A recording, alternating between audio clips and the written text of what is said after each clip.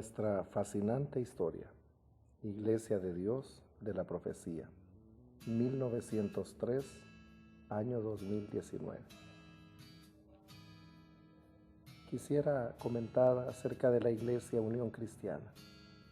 Durante un periodo de 2 años, entre 1884 y 1886, Richard Green Spurling y su hijo Richard Spurling, acompañados de John Plymouth, estudiaron las Escrituras y oraron fervientemente por la condición espiritual de la Iglesia Bautista a la que asistían. Sin embargo, la pasión que ellos tenían por el avivamiento y la reforma no eran compartidas por muchas personas en su comunidad. Alrededor del año de 1886, el 19 de agosto, nace la Iglesia Unión Cristiana. El grupo de creyentes, denominados así, tenían una influencia de la Reforma Protestante, liderada por Martín Lutero, Juan Calvino, también Siglio.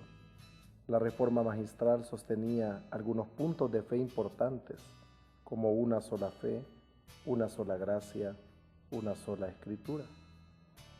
Estos principios estaban impregnados en el corazón de los cristianos de aquel tiempo que deseaban sedientamente la restauración de la Iglesia.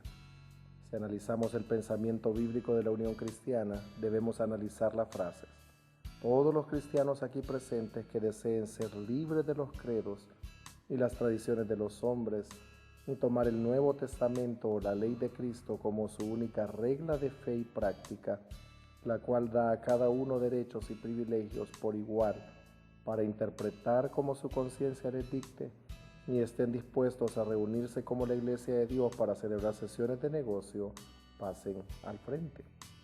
Antes de que terminara el día, 9 personas habían pasado al frente aceptando la invitación de Richard Spurling padre. El pequeño grupo decidió llamarse Unión Cristiana. Seleccionaron a Richard Spurling Jr. como ministro de la pequeña pero celosa congregación. Sintieron que lo que estaba sucediendo no era una simple coincidencia.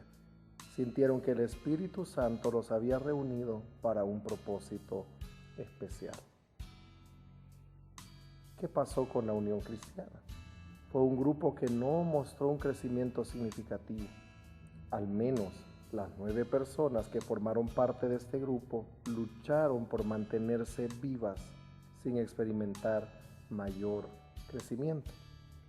Dentro del análisis de la historia de la Iglesia de Dios, es que esta congregación logró establecer al menos 2 iglesias más. Es ahí donde experimentaron una transformación y la preparación para la era de su crecimiento. Todo esto con un liderazgo renovado a través del ministro W. F. Bryan. La Iglesia adoptó una nueva naturaleza influenciada por los movimientos bíblicos que impulsaban a la Iglesia a restaurar la naturaleza de la Iglesia del Nuevo Testamento. Una fuerte influencia de la Reforma Radical alcanzó el corazón y el pensamiento del movimiento dirigido por Bryan y Spurling. La influencia de santidad se caracteriza por la búsqueda de la experiencia de la santificación y la santidad. El nombre de este grupo cambió de Unión Cristiana a la Iglesia de la Santidad de los Campos del Arroyo. Este periodo importante del tiempo entre 1896 y 1902 permitieron que la Iglesia, que había abrazado los principios de la Reforma Protestante, ahora unificara dentro de su creencia bíblica la Reforma Radical. La Reforma Radical afirmaba que el bautismo no es para niños, que aparte de la salvación es necesario experimentar la santificación, y la santificación nos ayuda para experimentar una vida victoriosa cerca del Señor y batallando con el pecado. Cuando vemos los años subsiguientes de la Iglesia de la Santidad de los Campos del Arroyo, es necesario notar cómo la incorporación de A.J. Tomlinson permitió que al año siguiente pudiese iniciar una nueva etapa para la Iglesia. Esta nueva etapa sería ahora dentro de un entorno geográfico donde la Iglesia de la Santidad se movía, en el condado de Cherokee, en Carolina del Norte, en un lugar denominado Camp Creek. El hermano A.J. Tomlinson, un cuáquero, en sus inicios había experimentado la salvación y la santidad en su vida personal y había venido desde Indiana a las montañas Apalaches en 1899 como un misionero bajo los auspicios de las Sociedades Americanas de la Biblia. Tomlinson se hizo amigo de Spurling y Bryan y la Iglesia de la Santidad en Camp Creek. Spurling, ahora avanzado en años, pero grandemente identificado con Tomlinson en la misión de restaurar la Iglesia del Nuevo Testamento, explicó a él paso a paso el desarrollo de este grupo, y el 13 de junio de 1903, después de un periodo de agonía espiritual grande y de oración y de revelación personal, el obispo Tomlinson se unió con el grupo. En el diario de vida personal del hermano Tomlinson encontramos unas breves notas el 13 de junio donde él cita: "Este día me uní a la Iglesia de la Santidad y fui nombrado pastor de la misma".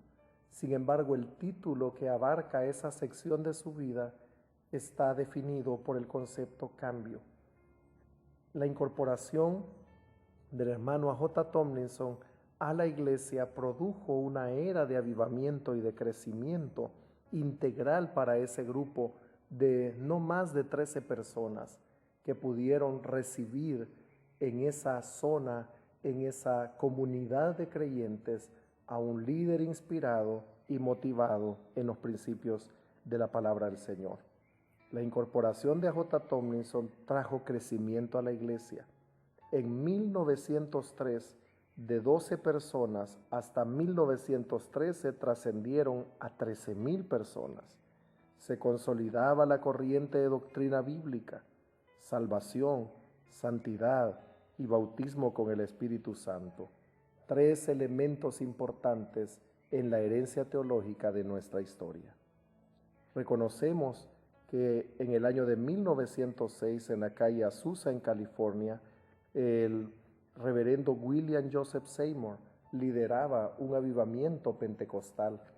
Sin embargo, la Iglesia de Dios ya reconocía la necesidad del bautismo del Espíritu Santo debido a los avivamientos anteriores a 1906, donde en la escuela Sharer del condado de Cherokee en Carolina del Norte ya se reconocía el bautismo del Espíritu Santo en un avivamiento dirigido por predicadores en la zona. La Iglesia de Dios se consolida en la era del hermano A.J. Tomlinson en su corriente doctrinal, preparándose para el crecimiento, salvación por gracia, santificación y la doctrina del pentecostalismo. Esta es nuestra herencia, este es nuestro legado, recordando este tiempo del 13 de junio como el levántate y resplandece. Que el Señor le bendiga.